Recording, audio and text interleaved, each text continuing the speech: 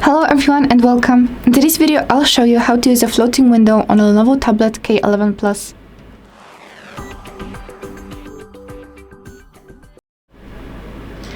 To use a floating window, first you have to choose an app you want the floating window to be. Then, swipe up from the bottom of your screen and hold for a second. Then press on the app and choose Floating Window.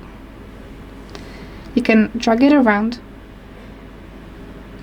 You can also resize it and change it to a different mode.